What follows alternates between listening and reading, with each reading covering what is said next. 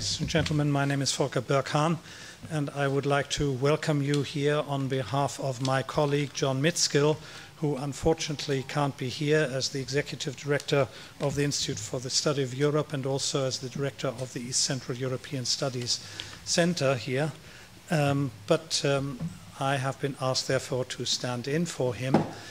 I'm a historian of Central Europe here in the History Department, and I would like to welcome all of you most cordially. Thank you for coming, and I'm sure we will have a very interesting evening discussion afterwards also. But I would like to extend a special welcome, of course, to our speaker, Mr. Balcerowicz, former Deputy Prime Minister, Finance Minister, a Governor of the National Bank of Poland, and an economics professor still. And at the moment, and that's why I'm very glad that we were able to lure him here to Columbia this afternoon, a visiting professor at Brown University at the moment. And the second person I would like to introduce and talk a little bit about him, because there are many interesting connections between him and our speaker, is Mr. John Birkelund, who will then introduce the speaker in a moment. So if you allow me just to say a few words about him. He is a businessman here in New York, a former CEO of Dillon & Read, the very well-known investment firm.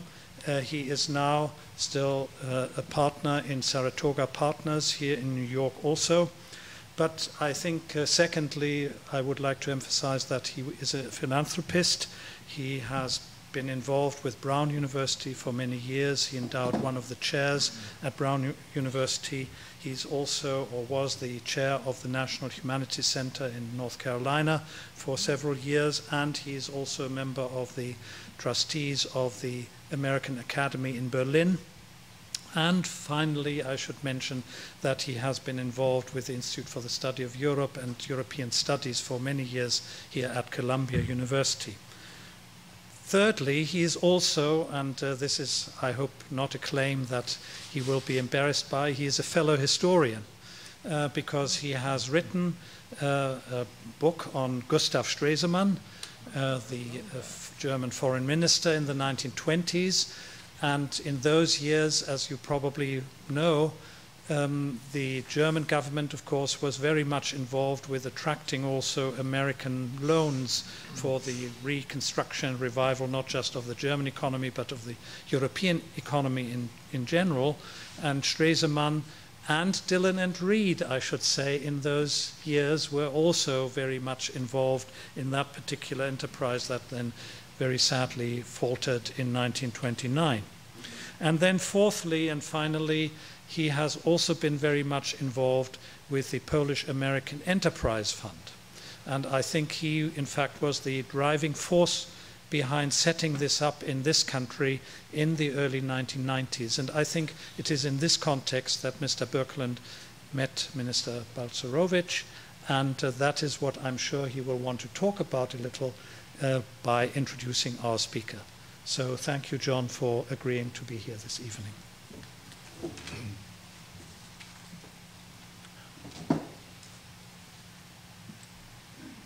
Well, first of all, it's an honor to be here, particularly because my old friend, Professor Berghahn, is here.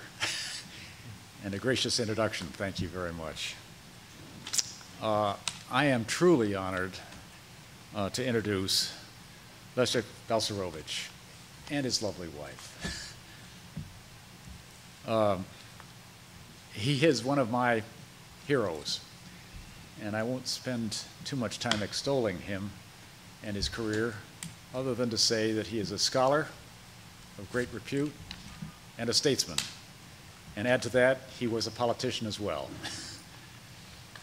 He graduated from the University of Warsaw, or pardon me, Warsaw School of Economics in 1970. And in 1974, he got his MBA in St. John's University here in New York. And in 1975, he got a PhD in Warsaw. So he's been educated on both sides of the Atlantic, and he has a view of the world. In October 1990, he was asked to become Deputy Prime Minister and Minister of Finance of a government that would be in power on January 1st.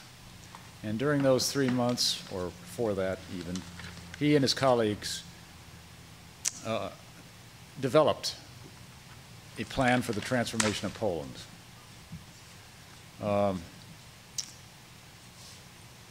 On January 1st, they lifted price controls, they freed the zloty, and they took this enormous risk on inflation in the hope that product would come in to free the markets and to reduce inflation. And they were right. It was probably the most effective transformation, if I may say so, from a communist government to a free society that has yet occurred. The particular experience that I would like to relate is that when I was asked by President Bush to chair the Polish-American Enterprise Fund, we had $240 million, and we were supposed to help him reform Poland with $240 million. And so he was one of the first people I met in May 1990 in Poland. And I said, well, what do you think we should be doing here? And he said, well, with $240 million, you can't do very much, but here's what I suggest. And he handed me a memorandum, which his staff had prepared, and which was aimed at a small loan program to facilitate credit for small businesses throughout Poland, all of which were starving for credit. Well, we took his advice, and that became a quite well-known small loan program which we developed within Poland through the banks, and I think we extended loans to something like 100,000 enterprises. We had a 2% loss ratio, which is quite remarkable if you know anything about this. And then we went on to do other things in Poland of a similar variety, investing in small companies and so forth. And throughout, I had occasion now and then to encounter my friend. He entered politics as head of a political party dedicated to a free society and free enterprise. And then in 1990, pardon me, in 2000, he became president of the Bank of Poland. And he's been in that spot from 1990 until this year through a very difficult period in which the Bank of Poland probably was one of the best managed banks in Central Europe. In fact, I'd say it was the best. He has degrees from all sorts of places, and I won't mention, there are about 12 of them, all over the Western world. And he has published quite a number of articles and books. He has been honored, and you will be interested to know this, by the Ludwig Erhard Institute, dedicated to free enterprise, by the Friedrich von Hayek Institute, which is also dedicated to free enterprise, and by the Karl Bertelsmann, he got the Karl Bertelsmann Prize for the same sort of experience. I have had the privilege of following his career for 17 years, and there are very few people that I have known that have made a greater impact in a more important place than my friend, Mr. Balcerowicz. Thank you.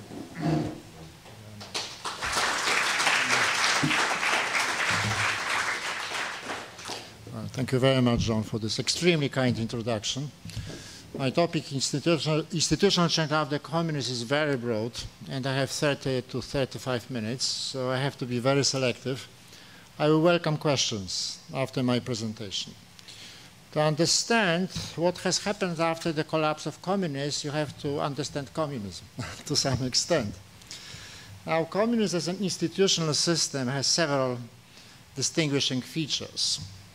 First, all kinds of individual freedoms were very much constrained, or in other words, state controls or political controls were extensive. What were these controls? Well, you could not create and develop private enterprise. So economic freedom was eliminated. You could not enter into market relationships because they were replaced by central planning. Money was not convertible, which meant that hard currency was rationed. Free travel was practically banned, and passports were not kept at home. Media were controlled. So a whole list of controls. And economic controls not only hampered the economy, but also produced dependence on individuals upon political authorities. Take the lack of convertibility of money. It's not only an economic issue, it's a political issue, because if money is not convertible and you want to go abroad, if you're allowed to, you have to write a petition to the authorities so that they kindly grant you $100. And if you are disobedient, you can't obtain this $100 or $150. So extremely broad set of controls. Or in other words, lack of freedoms, all kinds of freedoms, civil, economic, and political. Second, as a reverse side of this situation, there was a special political regime. There was a huge concentration of political power in society at the head of party state. There was a law, but there was no rule of law. Playing upon the words a little, I think in German they know this Wortspiel. In other words, the content of the legal framework violated certain tenets of the rule of law, like predictability, like the fact that it is the law and not arbitrary power which governs in the society. There were also constitutions, and some of them were very beautiful in content. The point was that the most beautiful parts of the constitution were not binding upon the authorities. And it was very risky, and everybody knew it, to try to use these beautiful parts of the constitution. So one can say that there were constitutions without constitutionalism, because the idea of constitutionalism, as you know, implies a limited government. And this government was obviously not limited. Third, there was a special, I would call, socialist welfare state, and this was in itself a more pleasant part. But it was a byproduct of non-pleasant parts of the regime. So foodstuffs were cheap because they were hugely subsidized.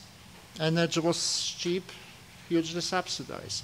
There was no fear of open unemployment because the economy was so wasteful, given the lack of competition and opening, that there was what we call disguised unemployment, so unemployment on the job. But from the point of view of affected individual, it's always more pleasant to be unemployed on the job than in an open way. From the point of view of economic development, the reverse is true. Now, there were some other features which can be derived from these ones. I skip them aside. I wanted to stress these 3 or 4 features because they make you realize that if the countries where communists collapsed wanted to build, say, a Western-type institutional system, which is a combination of rule of law, market economy, and democracy, then they had a huge agenda. Huge. This was not only one transformation, there were several transformations going on at the same time. Well, in the political system, there was a transition from dictatorship of a special kind to democracy. In the legal system, you have to move from a lawless law to rule of law, which of course implied a lot of necessary changes, including, first of all, limits on political power, which includes, among other things, independent judiciary, and in modern times, during modern times, independent central bank. Now, you have to move on the media front by lifting censorship and by letting media go private. There was a tremendous transition from media who are boring because they have to please the rulers, not the masses, to the media which are free and hopefully competent.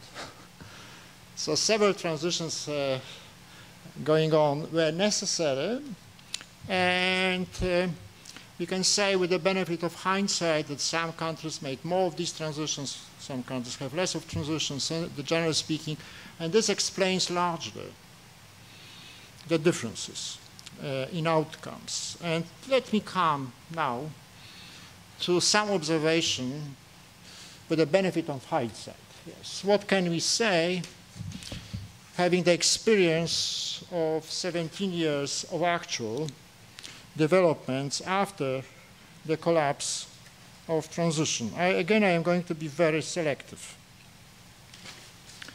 I made 7 points. There may be 100 if you are in disaggregated fashion. First, there are uneven political developments. After a brief period of overall universal political liberalization, some countries went back, while some other countries maintained democracy. Which countries went back? I am speaking about post-communist world, Belarus, Turkmenistan, Uzbekistan. There's a special question of Russia, which I will leave aside during this introduction. What's interesting is that countries which went back on political liberalization and became again dictator did not reform the economy. So you don't have pro-market dictatorships which existed in the world, like in South Korea in the 60s under General Park. All the post-communist dictatorships are anti-market. Well, one can speculate why, perhaps because the dictators are former Communist Party secretaries, or the directors of cohorts like Lukashenko in Belarus. So I think their Weltanschauung, their worldview, their experience not necessarily teaches them what's the market economy and the rule of law. Second, we have a lot of research, empirical research, which shows that the more you reform the economy, the better the results. And there are huge differences in the results. What does it mean the more you reform the economy? When you have at the beginning the command economy? Well, the regulation, meaning you remove the central controls upon economic freedom. If you do that, market emerges. Because market is a cooperation between people and people are free. Then following their interests, they enter into market relationships. To be sure, some markets require more than freedom. Simple markets require only freedom that's sufficient, spot markets, but financial markets, in addition to freedom, they require institutional underpinnings, good accounting, etc., etc. But freedom is absolutely essential for the market economy. It means privatization. You can't have market economy in the longer way, which would consist mostly of state-owned enterprises, because state-owned enterprises are politicized. Where is the ultimate power? In the hands of politicians and in the hands of subordinated bureaucrats, and this is why, and this is the universal experience, state-owned enterprises being politicized perform poorly. And they can survive only under one condition: there is no competition. And there's not accident that all communist economies were closed, because they consisted only of state-owned enterprises. Once you open the economy and you don't privatize, then sooner or later state-owned enterprises go bust, bankrupt, and people lose their job. Even though the popular cliche is that privatization produces unemployment. Well, the reverse is true, because without privatization, perhaps in the longer run, you have much more unemployment, because state-owned enterprises cannot face the competition. And as I said, there is a strong empirical evidence on the link in the longer run between the extent of market reforms and such indicators of the standard of living as a growth of GDP, decline of inflation, influence of FDI. Let me only mention that, say, Holland, even though reforms during last year were not very fast, to say the least, but if you take the last 17 years, in Poland in 2005, the GDP equaled 147% of the initial level in 1989. Then we've got Slovak Republic, the Baltics, but if you look at Russia, The registered GDP was only 87% of the initial value, so minus. So huge differences in other indicators too. In other words, economic reforms are very important socially, meaning for the people. If you do not reform, but you inherit a bankrupt economy, you hurt the people by not reforming very much. There is not much, if you look at the data, because this is an empirical issue, there's not much room for doubt. But what's more interesting, or equally interesting, is that economic outcomes go hand in hand with non-economic outcomes. Sometimes people say, well, if you reform the economy, then you achieve better economic results, but people pay the price, social price. Well, if you by social price mean health, environment, the reverse is true. Those countries which reform them more on the economy, they achieve better results on health, better results on environment. Now, there's a lot of data. I may come to that in the discussion. Why? Well, because there are some common reasons. Say, socialist economy was extremely wasteful and economically. It used on average for 3, 4, 5 times as much energy per unit of national income, say $1. But being so wasteful, economically, it was also wasteful ecologically, because the use of energy has environment, even though we cannot survive without energy. So, but if you reform the economy, you make it more efficient. It's less energy intensive, and in this way, it becomes more environmental friendly.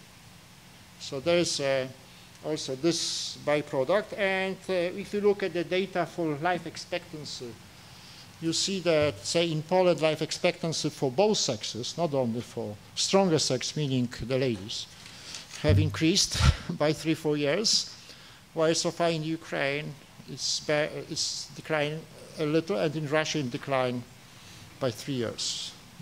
To be sure, not only for economic reasons. Now, so economic reforms bring about not only economic benefits, but on non-economic benefits too. If you look at the respective types of economic reforms, then you can see that the most advanced countries differ very little on privatization, extent of privatization. Most of them are already private economy. They differ very little. I mean, the advanced countries, which are the first of all Central and Eastern European countries, on external liberalization. They are very open and successfully open. I can see the largest difference with respect to fiscal reforms. You know, some countries like Poland, Hungary, Czech Republic have a premature Swedish model. People sometimes are susceptible to a fallacy. Whenever economists say spending is too large, taxes as a result are too high, they say, but Sweden. And they point out the finger at Sweden, saying this is a success story. One should remember that spending to GDP ratio in Poland or Hungary even more, it's now higher as a percentage of GDP than in Sweden, when Sweden had the same per capita income as Poland now, which was in 1963. And you should compare comparable countries. So in this sense, some of these post-socialist economies have a premature Swedish model, which is a drag on growth, because it produces taxes, high spending, and disincentives to work. Another observation would be that liberalization, comprehensive liberalization, had an enormous importance, cannot be overestimated really. Because liberalization means just you extend freedoms, so you dismantle controls. Because it's thanks to liberalization, we got rid of shortages. We became competitive. But also liberalization, meaning the freedom to set up new enterprises, produces a lot of institutional innovation. In the command economy, the decision to set new organizations were concentrated at the top.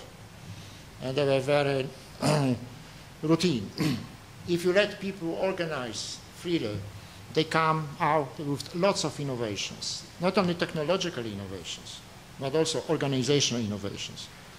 Because then everybody, you multiply the number of capable people 10 times, 100 times, and you see. So liberalization is very important. However, some people say, and this is pretty fashionable among some analysts, that institutions were neglected, they say. Meaning that, well, courts are not yet efficient, administration is inefficient. They rarely say what do they mean by neglected. If they say it's better that we have perfect institutions, that's okay, but you could not have perfect institutions from the very beginning. There was only one country which was able to dismantle all the institutions, which was this country, and import them, so to say, from outside. This was East Germany, because this country was a sort of taken over peacefully with lots of Deutsche Mark, billions and billions and billions, by West Germany. But it was impossible, I would say fortunately, impossible to do it in Poland, Hungary, Slovakia, which means that you could not dissolve all the enterprises, you could not dissolve all the administration, you have to restructure them. And it takes time. Since it takes more time to enact new legislation, you have a certain time gap, time lag. You have first new legislation, which is very important, but on the later, you have more efficient courts, because judges take time to learn the new law. So in the meantime, the law is not very well enforced. That's true. But does it mean it would be better to delay the new legislation? I don't think so, because this new legislation is extremely important for giving rise to new activities, market economy, etc. And some legislation could not just simply wait it. Because in fact, you would have to maintain a command economy, lots of controls. So the best solution, in my mind, and this is, I think, confirmed that a lot of research, was to start a comprehensive program at about the same time, and to try to move at a max speed which is close to a maximum 1, but differs depending on the reform. And then you first have an immature market economy without good institutions, but if you persist, institutions improve. So you've got a better market economy, if you persist. Now, another observation would be that constitutions, which are extremely, in any rule of law country, constitution matters. If a country has a legal system without rule of law, constitutions do not matter in the sense that they do not constrain the political power. But as we have moved to a rule of law situation, constitutions started to matter. And then with this, there were two problems, or two phenomena. On the whole, the new constitutions contained not only the classical list, what the philosopher and political scientists call negative rights or liberties, which this is the essence of freedom, but also quite an impressive list of what is called sometimes positive rights or entitlements, all kinds of rights too, which require a lot of other people's money. And this is this kind of a Western European model. And the question is, to what extent there is going to be a clash between these positive rights, which requires a lot of taxes in they are enforced, and liberties, which are necessary for freedom to flourish and for the economy to grow. And this is very much depends on the interpretations done by constitutional tribunals. The second interesting issue is that to what extent the rulings of constitutional tribunals, which are the new phenomenon, which is the counterpart of Supreme Court in the US, are respected. Because it's not enough for the Constitutional Tribunal to say this is not consistent with Constitution. Well, this has to be recognized in practice. And for example, in Poland, for the last 2 years, we have not only the last 2 years, there are several years, there was a problem that Constitutional Tribunal recognized a certain piece of legislation as not compatible with the Constitution, but it remained on the books. I would say only one thing. The Constitution, where the Constitution is truly binding, depends how actively people are involved in defending a Constitution. There is never a good Constitution without active involvement of the people in the defense of good Constitution. Constitution by itself, saying that you write something, is not going to be binding. And this is probably the biggest challenge. To make people feel that they are citizens and they are responsible for the shape of their system, society. Now, let me finish. I want to, as I said, to leave as much time as possible to make a few points about how to explain difference. As I said, there were huge differences in the extent of reforms. How to explain these differences? This belongs to what economists call political economy of change. And this is much more speculative than economics. It's relatively easy to show why progressive taxation hurts economic growth. It's more difficult to explain why countries differ in the extent of reforms, etc. So I would only make 2 or 3 points. First, the situation of the countries objectively differed, also due to some extent to history.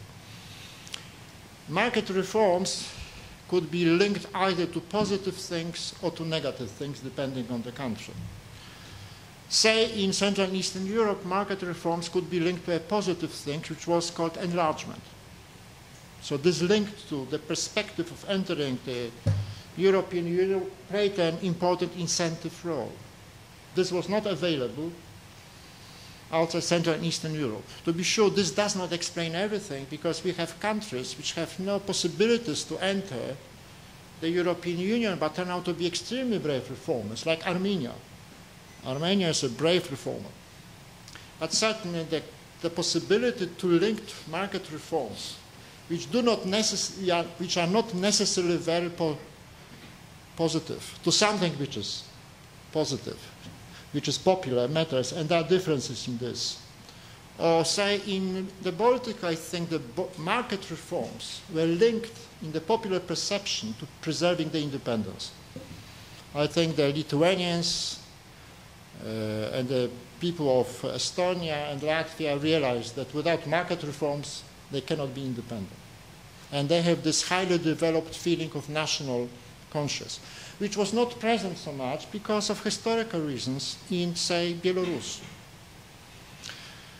Second, as during the war, you cannot explain the battles without analyzing the commanders. It's not only soldiers, the commanders. The same goes for reforms. Personalities matter. In the sense how quickly they are capable of moving and using the windows of opportunities, whether they are capable of managing their program or not. This is another, I think it matters. And in reforming, one should not have an illusion from the very beginning that one can be very popular for all the time. I am not saying one should like being unpopular. That's not good. But I would like to make a point that you cannot avoid discontent, some discontent, even if you are most successful with economic reforms. Say you are very successful, after the collapse, economy is growing, inflation is falling. Still, there will be a lot of discontent. Why? Because if you are successful reforming the system, you change the relative positions. Meaning, let's say in Poland, under socialism, what category of people, professional category, was at the top, besides the Politburo, which was not very large? The miners, coal miners. They were privileged both in wages and in prestige. Why?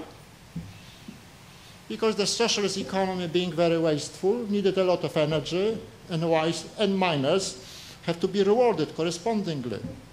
Who was at the bottom? this hierarchy? Who remembers socialism? Accountants. Why? Because under socialism, cost did not matter. You did not need to calculate costs. Now say you are very successful with reforms. What is happening? Miners are going down in relative terms, even though over time they may be getting better and better, or accountants are going up. So you cannot expect much enthusiasm for the reform on the part of the miners. I think this is one of the inescapable reasons why successful market reforms meet opposition and produce discontent, because people care not only about the changes in time, they care about their relative positions. How do they? This is the human nature. This is not to say that one should avoid reforms, because if you do not reform and you inherit a bankrupt economy, you are going to be, everybody is going to be discontent after a while, because the economy will continue to collapse. So the choice is between a productive discontent and unproductive discontent. So it's better to choose productive discontent. This is to say, to reform from the point of view of the nation and from the individual point of view.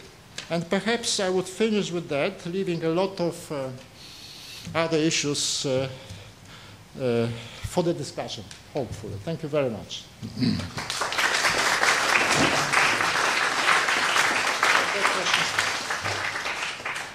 think we'll open it up for questions. Why don't you just respond? I want to ask you some questions about side effects which can be proven in the financial market. For example, number one, why 80% banks in Poland is in foreign hands? And of course, this is not strategically good because not necessarily they work in interest of Poland, of course. And this is first question. In Germany, France, and here is 80% in hand of citizens. Second question is, why in Poland is so expensive credit? I experienced this a few weeks ago. It's 17%. In Poland, they say about you that you were a destroyer of middle class. You must have listened to Father Rydzyk, I think. Yes. Ah, yes. I can hear it. Because margin of poor people is growing, and of course this is a second problem. And why bank environment in Poland is so hostile? Really, the Polish citizens are not customers in banks, but looks like petitioners. I experienced it in few with, for example, Polish social security number, which must be in banks independently confirmed if you make account. I will not talking, I want to give a second example. We need, customers in Poland need a few ID cards. Here is one card ATM with picture, and you choose a PIN number. In Poland is a few identification card that you do at window in bank. It's nonsense. The second one is ATM. And do you have a question, please? No, this is a question. Why is so hostile environment? Because this looks like in type of real socialist. Because I remember, and I made a disposal account with. Excuse me, I think we've gone far. We've gone far enough with these. He can't remember all your questions. An extra fee. Excuse me. Sorry. I think we've gone far enough with the questions. He can't remember them all. Why is this? Three questions. And in time of communism, and disposal account worked better because I didn't pay any fee extra, and percent was not 0.01. I know that you in past were secretary of Communist Party and Trade Academy, okay? And this is my quick question. Well, I think your basic question is why Poland is not US and Switzerland.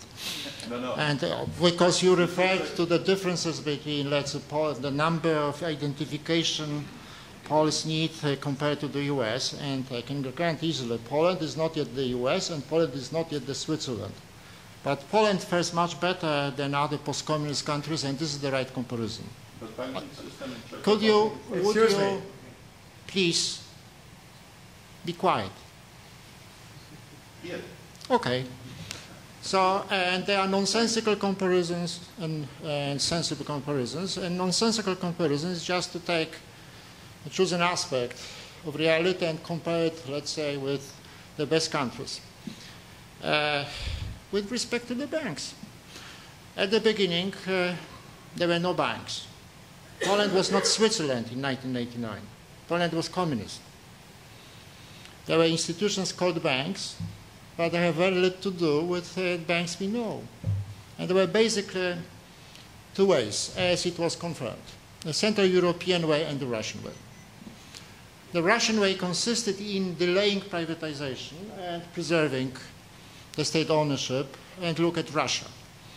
There is a banking sector dominated by huge state-owned banks, Sberbank, and many smaller private banks. But certainly this is not a very efficient sector yet. And then you have a Central European way, which is not only Poland, it is the Czech Republic, Slovakia, Hungary, Bulgaria, Romania, every country. They decided after some hesitation not to delay privatization of the banks. But if you want to privatize, you must realize that at the beginning there was no capital and no expertise. How many bankers there were in Poland? Who knew?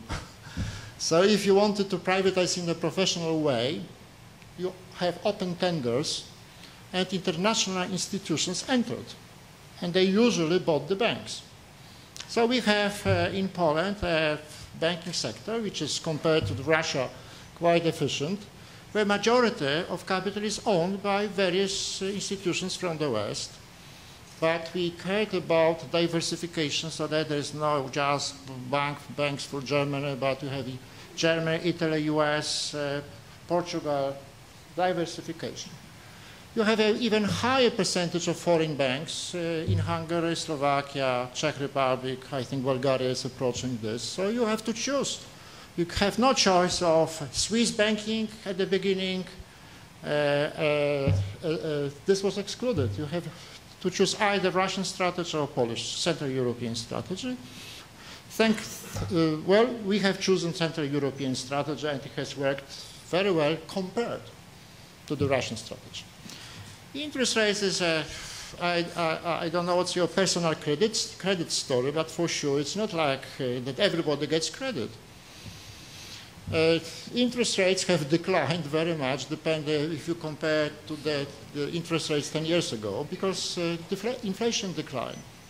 So interest rates depend on the rate of inflation, which was reduced, especially after year 2000, and the efficiency of banking, of competition. And I assure you there is a lot of studies which show that when banking sector is dominated by state-owned bank, you have higher interest rates for the consumer because state-owned banks are inefficient. And this is why they have much higher margins, because they have to cover the costs. Okay?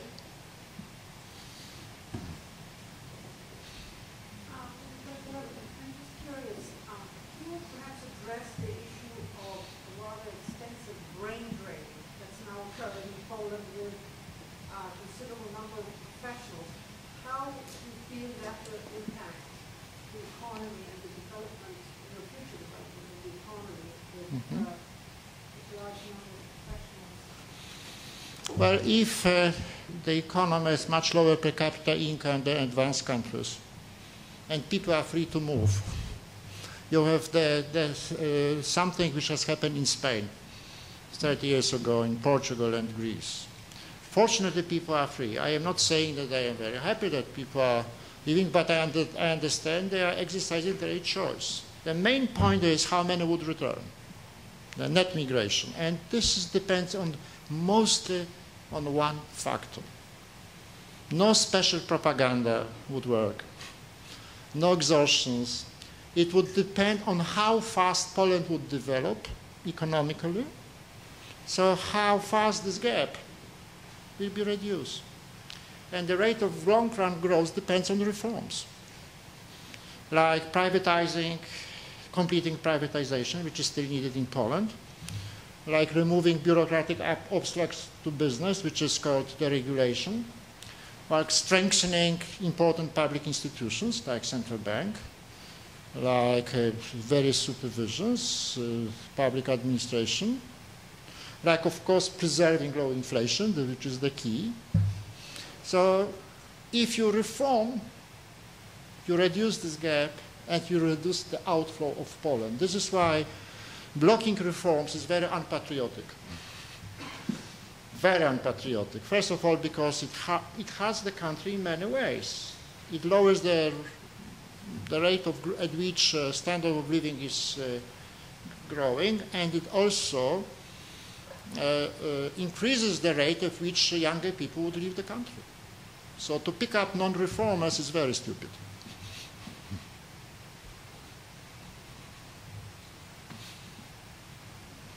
Yes? With the benefit of hindsight, would you have done anything in the economic transition differently, or would you remark on any particularly successful policies in the Labour regime? Well, this is a classical question I obtain, very important question. Classical, I obtain at every meeting. Of course, with the benefit of hindsight, you know more. First of all, you know, you can read about, it's a lot of research. First of all, not only your personal experience, but the research I know points out that the strategy which we adopted in Poland, which consisted in trying to move on a broad front at a rapid speed, was a good one, in the sense that you cannot find out other strategies which would be very different, which would work better. No, they work worse. If you interrupt reforms, if you are very slow, then the economy and society suffers. So as far as the broad strategy is concerned, I think it has proven itself. As I said, you cannot expect that everybody would be enthusiastic. You have a living proof here. With specifics, of course, you see that I think that in Poland we should have, if possible, to reform the fiscal side even more than we did. The social spending was not trimmed enough. What can I say? We inherited an economy which was going bankrupt, bust. Inflation erupted to 20, 40% a month. There was no budget in 1989. Poland was bankrupt because it was heavily in debt, which was not being serviced. So, and you have to prepare the program, so certain things, with the benefit of hindsight, you can see certain things which one would have tried to do better if one refers the time. I have a question concerning the privatization process during the transition period in Poland. What ways did Poland choose to deal with the privatization issues which made your decisions unique from the decisions which were made in other Central Eastern European countries and Russia? First, let me say that the extent of privatization in relative terms as a percentage of economy had to be incomparably larger than in any Western countries. Because say in Britain when Mrs. Thatcher started to privatize, state-owned sector, public was responsible, accounting for about 20% or less.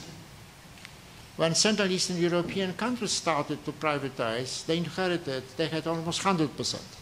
So completely different problem. And they did not have well-developed financial markets, so they could not use only the classical techniques of privatization. Much, much larger, difficult problem. In Poland, I must say privatization went slower than I wanted to. Why? Because there were political there were political obstacles to privatization, there were delays. Pretty easily, there were demagogues who forgot what was socialism, and they started to praise state-owned enterprises, etc. So it slowed it down. It did not happen, these enterprises. Quite the reverse is true. I can see that there are some people from Poland, and some of them seem to remember. So perhaps those who remember would remember that we have an enterprise which was very popular under socialism, and the name of this enterprise was Pewex. Who remembers Pewex? Oh, well, this was Polish Berioska. This was, well, John, you don't know. This was a network of shops which offered Western goods like bananas, jeans, Johnny Walker, etc., cars for dollars, or coupons based on dollars or hard currency. And this was popular, and this enterprise, Pewex, has initially extremely good position because it was a good mark, good firm, good brand. It could be successful, but it does not exist. Where is Pewex? They went bankrupt. Why? Because privatization was blocked. And Pewex could not resist competition for private companies, so its market was taken over. Pewex disappeared.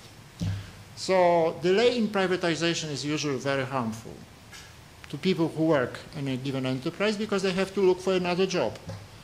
And also for the budget because you get less money. Usually you get less money if you privatize later. Look at shipyards. Yes, even the Gdańsk shipyard, which resisted privatization, which the people thought heroic times and memory is enough, it's not enough. Coming back, so actual privatization in Poland was slower than we have planned because of political obstacles, even though I think it was quite successful. The scope of special privatization program, so free of charge privatization based on coupons in Poland was smaller than we expected and much smaller, let's say, than in Czech Republic or Slovakia. And the share of more classical ways of privatization via strategic investors especially was probably higher than in some other countries. The empirical research which is available shows that on average privatized enterprises are much more efficient than non-privatized enterprises, and also enterprises privatized with the participation of foreign direct investors are more efficient and dynamic than some enterprises which are privatized with different methods.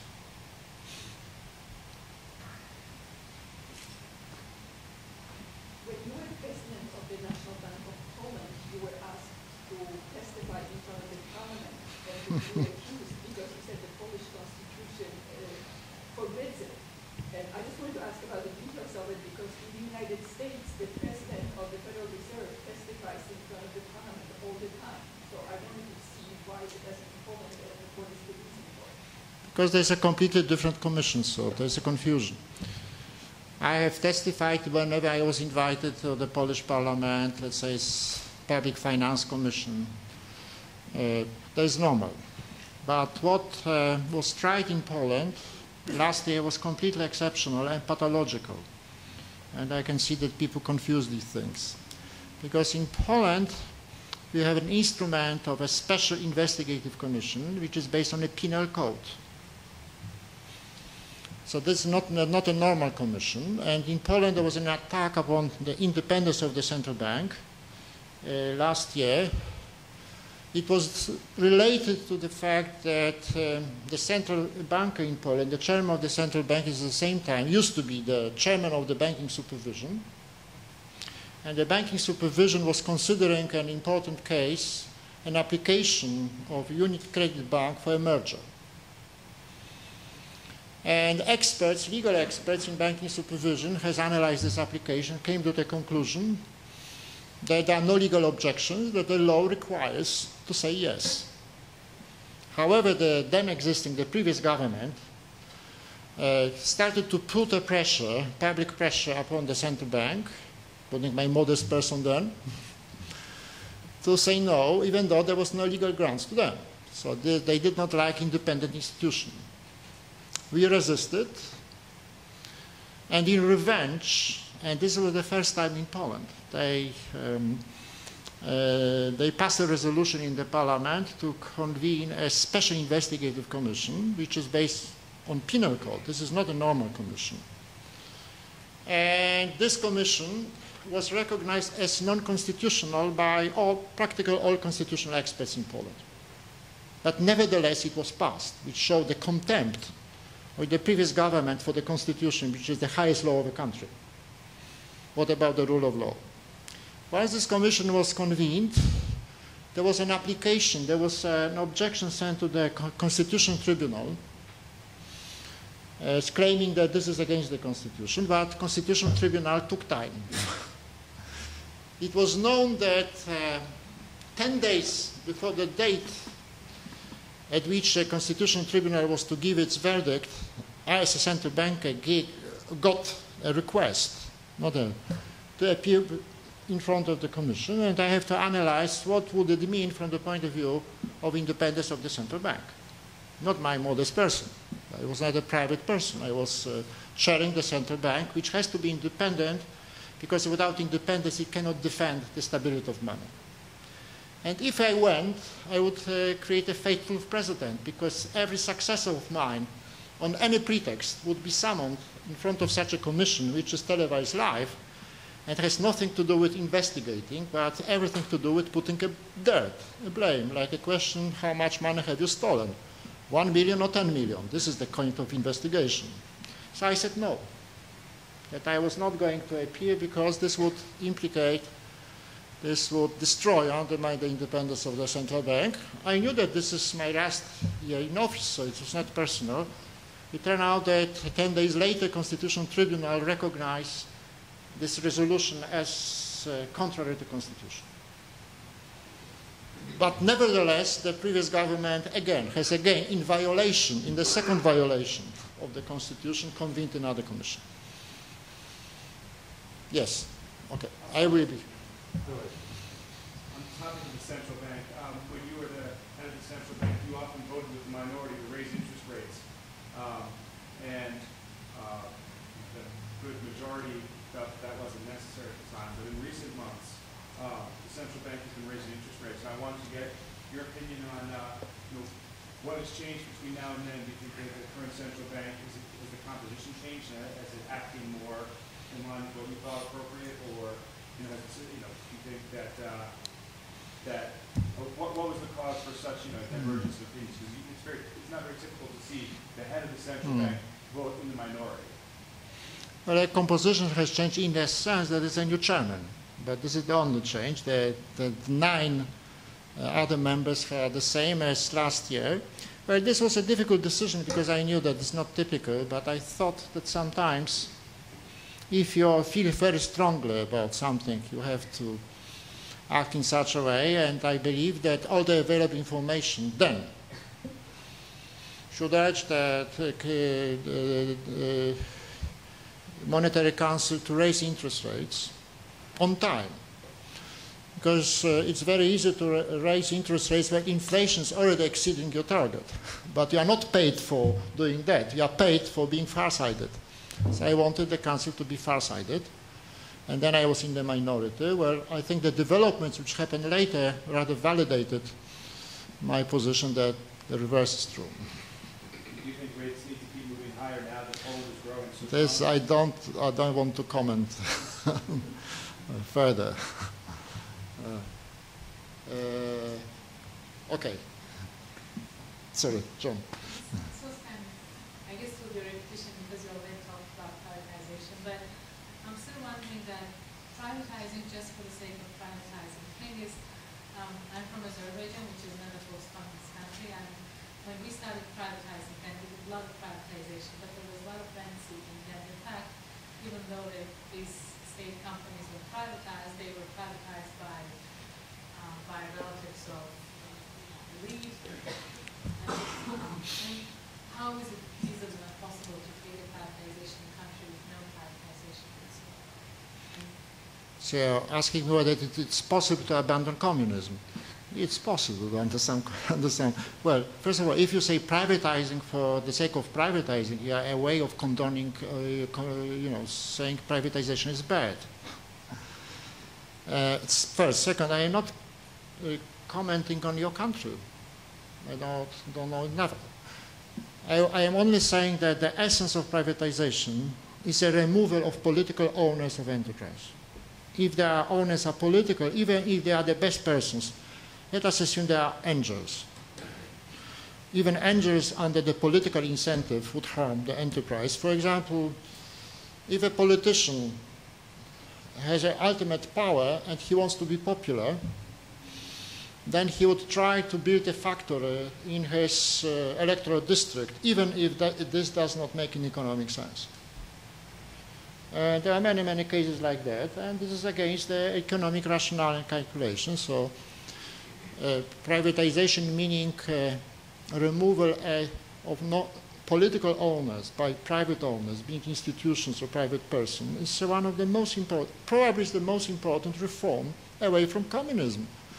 Because what was ultimately communist? The concentration of political power, both over the economy and non-economic issues. And a very important part of this concentration was state ownership, which is the political power over enterprises. What is called communism in power, but the economy under communist government is becoming capitalistic. In China, most of the economy is already private, and China is much more open than India. China has attracted 5 times as much foreign direct investment as India, and Chinese exports are 5 times as large as India. So China is not an exception.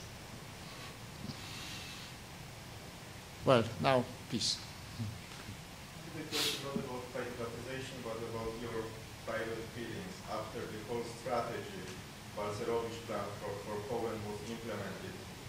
How you were able to handle all the opposition and criticism, how you were able to balance between your private and professional life, and criticism is the biggest enemy of self-confidence, and you are still self-confident, you are moving on, you are helping our country, so how did you have so much power, energy, and do that? Well, thanks to my parents. First the genes and then upbringing, so I'm very grateful to them. Second, now, well, if you accept certain job, you would know what you are accepting. If you accept being a fireman, you should not be surprised that sometimes it's pretty warm, pretty hot.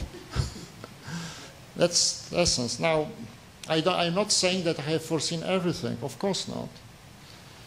But I was fond of reading economic history, and from economic history and history in general, I knew that reformers are very needed, but not very popular over the in the short run. In the long run, it's different.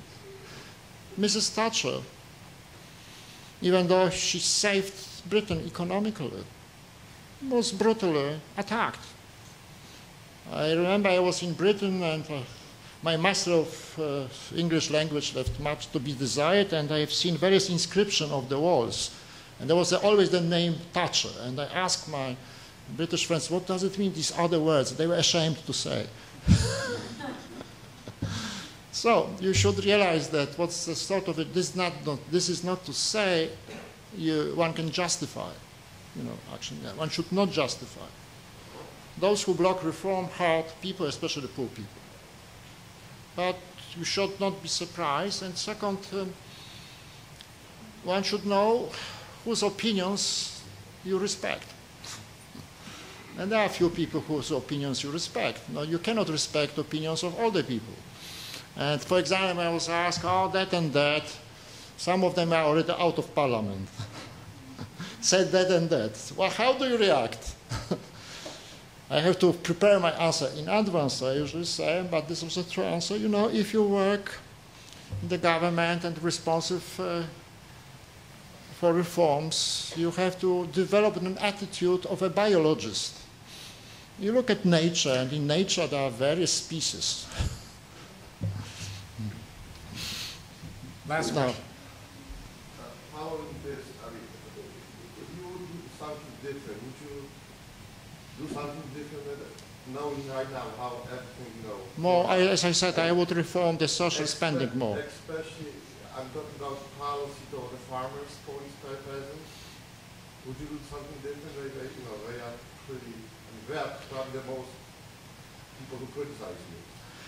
Well, that's very interesting that people who probably never lived on the farm are from the part. No. We have state-owned farms, kolkhoz in Poland, which were extremely wasteful, as everywhere. And they could have survived only if you continue to subsidize them, which means printing money. We could not do that, and we didn't subsidize them, because they would, as I said, this would mean you continue a sort of socialism, and of course they could not survive, but we have introduced a special program of restructuring, which ultimately was a success. But there was a lot of complaints. But you know, lots of complaints sometimes are related to reforms. So what do? You pull money. If you pull money, you are back at the square one. What's the last question from the left, maybe right, if you prefer to. You mentioned that blocking reform is very unpatriotic, right? Do you think that every reform after 1989 was led to a progress in Poland in terms of economy? And also, as an example, I would like to recall the case of the FOZD affair. What? In 1992, when the rates were the conditions for the inflation and the frozen currency, when the National Bank was giving loans to investors, $1 million. So after 18 months, they could, the profits they were deriving were over 100%, 130%. So I was just wondering, how do you think this plan helped the regular citizens of Poland? Are you speaking about Poland or are you speaking about Russia? Poland. Now, what? I don't remember. 82? 1992. And are you speaking about what? Credits given by the central bank? Right, credit. The dollar. I'm When people were investing dollars. just to be sure, I was out of government. But still, I don't remember that. So I'm afraid we are confusing countries, which happens. But if you're asking me about was it worth reforming, that you should compare. And then you compare. And, pardon? No, and they are wrong. This was not a part of shock therapy, and I don't remember any such program. But even if this was true, this is still wrong to try to pick up something which you think, oh, this would compromise the whole program, because you have to compare. You take countries which were similar at the beginning, and then you see how they fare after 5-10 years, and then you see that countries which reform more are in a better situation. This is empirical fact. You have to be empirical. Okay. I think I really have to finish this now. And I wanted to thank our speaker, first of all. I must say I'm not an expert on Central European economics, but I think you gave some very specific and very expert questions.